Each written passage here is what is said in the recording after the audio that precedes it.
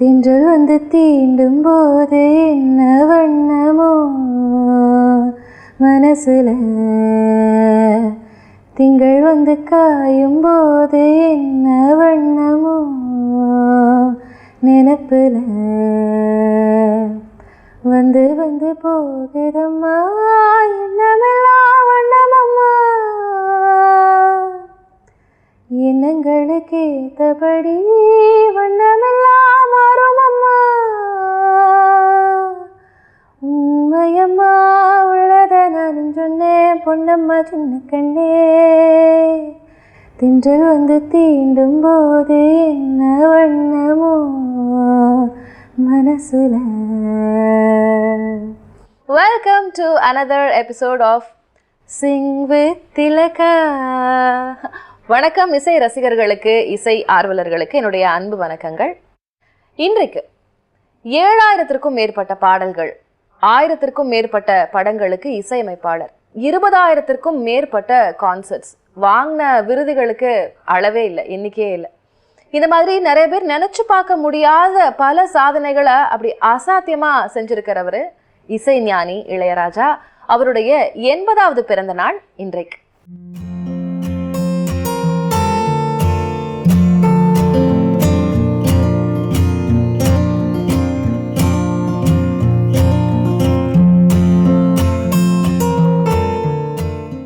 இசையையும் இளையராஜாவையும் பிரிச்சே பார்க்க முடியாது. ஏன்னா மியூசிக்கு அவருடைய கான்ட்ரிபியூஷன் அந்த அளவுக்கானது. நம்ம சந்தோஷமா இருந்தா இளையராஜாவை தேடுவோம், சோகமா இருந்தாலும் இளையராஜாவை தேடுவோம், கோபம் அப்படிங்கிற எமோஷனுக்கும் இளையராஜா, காதலிச்சாலும் இளையராஜா, பிரேக்கப் ஆனாலும் இளையராஜாவை தேடுவோம், ஏன் மழை பெஞ்சா கூட இளையராஜாவை தேடுவோம். அந்த அளவுக்கு ரசிகர்களுடைய, இசை ரசிகர்களுடைய மனசுல இசையும் இளையராஜாவும் பிரிச்சு பார்க்க முடியாத, ஒவ்வொரு எமோஷனுக்கும் அவ்வளவு பாடல்களை கொடுத்துருக்கிறாரு அந்த மனுஷன். அவருடைய 80வது பிறந்த நாள்ல அவருடைய காம்போசிஷன்ல உருவான ஒரு லெஜெண்டரியான ஒரு சாங். தமிழ் சினிமா பாடல்கள் இருக்கிற வரைக்கும் இந்த பாட்டு நிச்சயமா இருக்கும், இசை இருக்கிற வரைக்கும் இந்த பாட்டு இருக்கும். அப்படி ஒரு மறுக்க முடியாத ஒரு லெஜெண்டரி சாங் பத்தியும் அந்த பாட்டு உருவான விதம் பத்தியும் பார்க்க போறோம். ஈரோ விழுந்தாலே நிலத்துல எல்லாம் தொழிற்குது, நீசம் பிறந்தாலே உடம்பெல்லாம் ஏனோ சிலிர்க்குது, ஆழம் விழுதாக ஆசைகள் ஊஞ்சல் ஆடுது, அலையும் அலை போல அழகெல்லாம் கோலம் போடுது, குயிலே குயிலினமே அதை இசையா கூவதம்மா, கிளியே கிளினமே அத கதையாய் பேசுதம்மா, கதையா விடுகதையாவதில்லையே அன்புதான். நாசர் தான் இயக்கக்கூடிய முதல் படத்துக்காக மியூசிக்காக இளையராஜாவை கேட்க போறார். சார், இந்த மாதிரி நான் ஒரு படம் பண்ண போறேன். நீயா இவ்வளோ பிஸியாக நடிச்சிட்டு இருக்கீங்க, இப்போ எதுக்கு படம்லாம் ப்ரொடியூஸ் பண்ணிட்டேன்? இல்லை சார், ப்ரொடியூஸ் இல்லை, நான் படம் இயக்கிறேன், நான் டிரெக்ட் பண்ணுறேன் அப்படின்னு சொல்லி. ஓ, டிரெக்ட் பண்ணுறீங்களா? என்ன படம், எதை பற்றி அப்படின்னு கேட்டிருக்காரு. இந்த மாதிரி தெருக்கூத்து பற்றி ஒரு படம், தெருக்கூத்து கலைஞர் வச்சு ஒரு படம் டிரெக்ட் பண்ணுறேன். தெருக்கூத்து, அதுக்கு மியூசிக்கு, நான் இப்போ வேற ஒரு ஜானரில் போயிட்டுருக்கேன்யா, அப்போ தெருக்கூத்து அதெல்லாம் வரும்போது இது வேற மாதிரி அப்படின்னு கொஞ்சம் இளையராஜா சொல்லும்போது, சார் நீங்கள் தான் கொஞ்சம் பார்த்து பண்ணி கொடுக்கணும் அப்படின்ற. சரியா, நீங்கள் படமெல்லாம் முடிச்சுட்டு வாங்க, பார்ப்போம், நம்ம பேசுவோம், நம்ம பண்ணலாம் அப்படின்னு. ஆமான்னு சொல்லலை, இல்லைன்னு சொல்லலை, ஓகே பண்ணலாம் அப்படின்னு சொல்லி அனுப்பிச்சிருக்காரு இளையராஜா. படம்லாம் முடிச்சதுக்கு அப்புறமா இளையராஜா சாரை கூப்பிட்டு, சார் படம் முடிஞ்சிருச்சு, படம் பாருங்க. படம் பார்த்துருக்காரு ராஜா. பார்த்துட்டு நல்லா இருக்குன்னு சொல்லலை, நல்லா இல்லைன்னு சொல்லலை, நாளைக்கு நீ வீட்டுக்கு வா அப்படின்னு சொல்லிட்டு போயிருக்காரு. ஸோ வீட்டுக்கு போன அப்புறம் என்ன நடந்துச்சுன்னு பார்க்கலாம். வந்து வந்து போகுதம்மா எண்ணமெல்லாம் வண்ணமம்மா,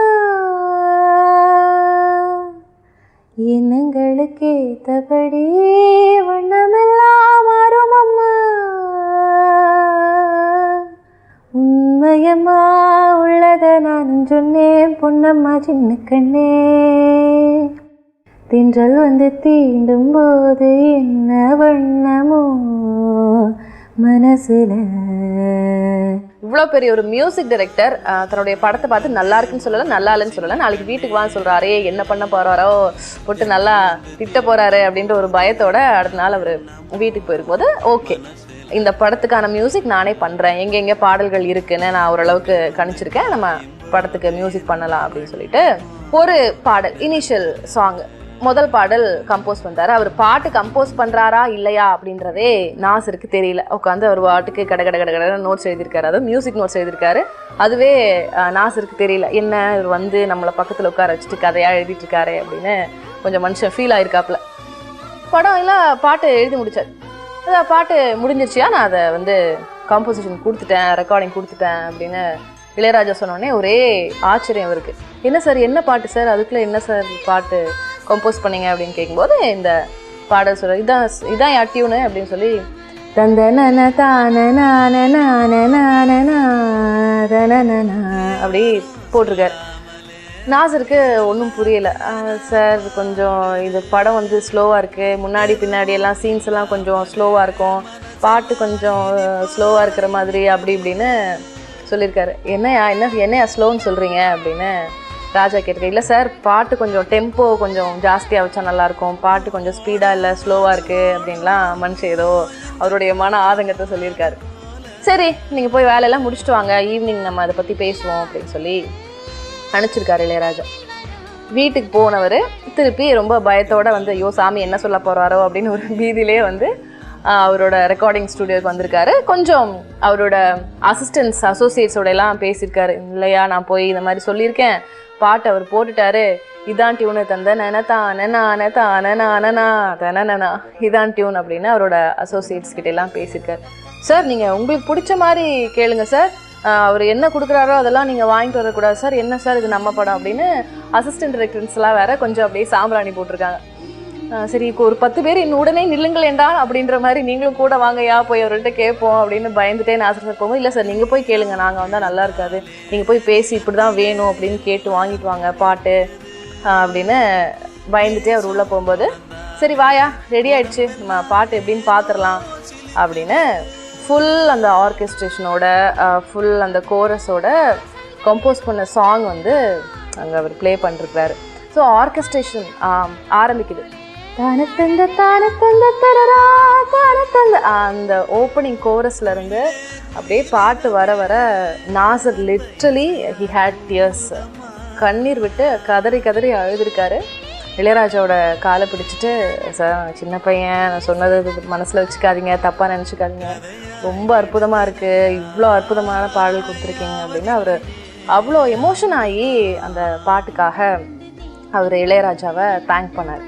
எவரும் இல்லாமலே பூக்களும் வாசம் வீசுது, உறவும் இல்லாமலே இருமனோ ஏதோ பேசுது, எவரும் சொல்லாமலே கோயிலெல்லாம் தேனா பாடுது, எதுவும் இல்லாமலே மனசெல்லாம் இனிப்பா இனிக்குது, ஓட நீரோட இந்த உலகம் அது போல ஓடும், அது ஓடும் இந்த காலம் இது போல, நிலையா இல்லாது நினைவு வரும் நிறங்களே, தின்றல் வந்து தீண்டும் போது என்ன வண்ணமோ மனசுல. ஸோ இப்படி ஒரு நிமிடங்களில் நோட்ஸ் கம்போஸ் பண்ணி அரை நாளுக்குள்ளே எடுத்து முடிக்கப்பட்ட, ரெக்கார்ட் பண்ணி முடிக்கப்பட்ட பாடல் தென்றல் வந்து தீண்டும் போது. Such a legendary song. அது தவிர அவதாரம் படத்தில் மொத்தமாக 5 பாடல்கள் இருக்குது. இந்த 5 பாடல்களுக்குமே மொத்தமாக கம்போஸ் பண்ணி ரெக்கார்ட் பண்ணி முடிக்க இளையராஜா எடுத்துக்கிட்டது வெறும் 2 நாட்கள் மட்டும்தான். தென்றல் வந்து தீண்டும் போது பாடலை இசைஞானி இளையராஜாவும் எஸ் ஜானகி அம்மாவும் சேர்ந்து பாடியிருப்பாங்க. இதில் ரொம்ப நோட்டபிளான விஷயம், அதில் தெருக்கூத்து கலைஞராக வருவார் நாசர். நாசர் வந்து ரொம்ப இன்னசென்ட்டாக அப்படியே சிரிச்ச மாதிரி பாடுவார் அந்த பாட்டில் அப்படி நடிச்சிருப்பாங்க. பட் வெரஸ் இளையராஜாவுடைய வாய்ஸ் அப்படியே நாசருக்கு பொருந்திருக்கும். உண்மையாகவே நாசர் பாடினா எப்படி இருக்குமோ அதே மாதிரி ஒரு ஃபீலை இளையராஜா தன்னுடைய வாய்ஸ்னால கொண்டு வந்திருப்பாரு. இளையராஜாவுடைய எவ்வளவோ கம்போசிஷன் மற்ற லாங்குவேஜஸ்லயும் உபயோகப்படுத்தியிருக்கிறாங்க.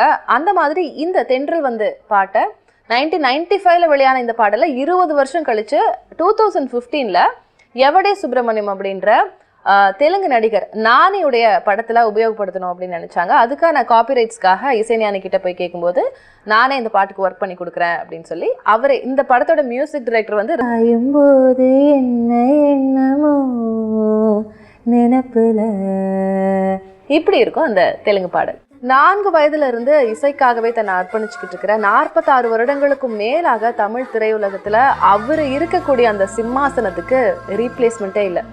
இளையராஜா பிறந்து வாழ்ந்துகிட்டு இருக்கிற அவரு மியூசிக் போட்டிருக்கிற இந்த காலகட்டத்திலேயே பிறந்து நம்மளும் அவரோட மியூசிக்கை கேட்டு அனுபவிக்க நம்மளால முடியுது இந்த ஈரால அப்படின்னு நினைக்கிறதே ஒரு பெருமையான விஷயம். எவ்வளவோ நிறைய இப்போ சமூகம் சார்ந்த அரசியல் சார்ந்து நிறைய பிரச்சனைகள் அவர் மீதான விமர்சனங்கள் இருந்தாலும் கூட இசை உலகத்தை பொறுத்த வரைக்கும் இசையினுடைய ராஜா என்னைக்குமே இசைஞானி மாஸ்டர் இளையராஜா மட்டும்தான். வெரி ஹாப்பி பர்த்டே ராஜா சார். நீங்க இன்னும் பல 100 ஆண்டுகள் வாழணும், நிறைய பாடல்கள் எங்களுக்காக கம்போஸ் பண்ணணும், உங்க பாடல்களை நாங்க கேட்டுட்டே இருக்கணும், மக்களை நீங்க மகிழ்ச்சிட்டே இருக்கணும். With that note, I'll meet you in the next episode of Sing with Tilaga. Ta-na-na-na-na-na-na-na-na-na-na-na-na-na-na-na-na